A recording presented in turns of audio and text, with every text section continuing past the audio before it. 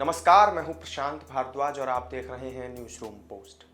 अगर आप भी आईफोन खरीदना चाहते हैं लेकिन उसकी महंगी कीमत को देखकर अपना मन महसूस करके किसी तरह से रह जाते हैं, तो हमारे पास आपके लिए एक बहुत अच्छी खबर है। एप्पल दुनिया की सबसे मूल्यवान कंपनी है, बहुत बड़ी टेक कंपनी है।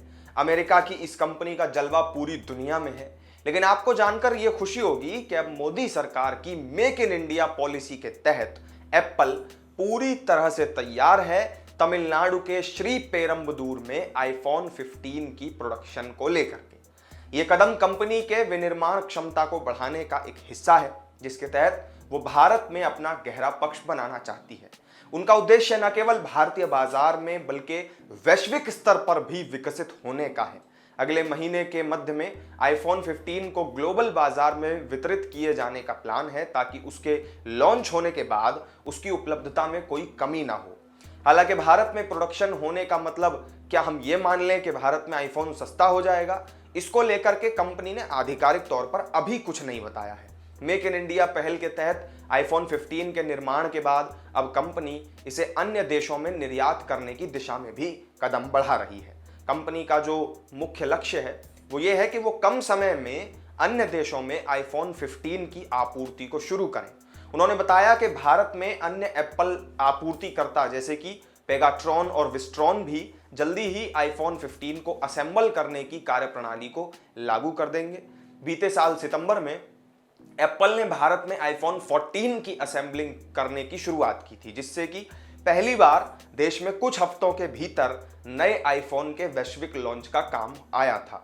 इस बार समय डेडलाइन को लगभग 1 महीने पहले कर दिया गया है, ताकि स्थानीय रूप से असेंबल किया गया आईफोन 15 त्योहारी सीजन से ठीक पहले वैश्विक स्तर पर देश में बिक्री के लिए उपलब्ध हो जाए, साथ ही तेजी से इसका निर्यात भी किया जा सके। इस महीने की शुरुआत में एप्पल के सीईओ टिम कुक ने भी ऐलान किया था कि कंपनी ने आईफोन की मजबूत बिक्री के कारण भारत में जून तिमाही में नया रिकॉर्ड बनाया है। वित्तीय वर्ष 2023 की तीसरी तिमाही के नतीजों के दौरान कुक ने कहा कि भारत में हमारे नए स्टोर का प्रदर्शन हमारी उम्मीदों से ज्यादा रहा। उनका कहना था कि आप जानते हैं कि हमने भारत में जून तिमाही में राजस्व रिकॉर्ड बनाया और हमने मजबूत दोहरे अंक में भी वृद्धि की। हमने इस दौरान अपने पहले 2 स्टोर भी खोले और निश्चित रूप से ये फिलहाल शुरुआती दौर में है, लेकिन वो जिस तरीके से काम कर रहे हैं उसके मामले में वो हमारी उम्मीदों से बेहतर प्रदर्शन कर रहे हैं। उन्होंने आगे कहा कि हम कंपनी चैनल बनाने और देश में अपने डायरेक्ट टू कंज्यूमर ऑफर में अधिक निवेश करने पर काम करना जारी रखे हुए हैं। उन्होंने कहा कि इस स्मार्टफोन बाजार में अभी भी हमारी हिस्सेदारी बहुत कम है, इसलिए मुझे लगता है कि ये हमारे लिए एक बहुत बड़ा अवसर है और हम ऐसा करने के लिए अपनी सारी ऊर्जा लगा रहे हैं। आईडीसी के मुताबिक $929 के उच्चतम औसत बिक्री मूल्य के साथ एप्पल ने अप्रैल से जून की अवधि में भारत में 61% की भारी वृद्धि दर्ज की। भारत अब वैश्विक स्तर पर एप्पल के शीर्ष 5 बाजारों में से एक है। आईफोन निर्माता ने कंपनी के अल्ट्रा प्रीमियम सेगमेंट में भी नेतृत्व जारी रखा है। India cellular and electronics association के अनुसार वित्त वर्ष 2024 में एप्पल की बाजार हिस्सेदारी 50% से भी ज्यादा होने की संभावना है।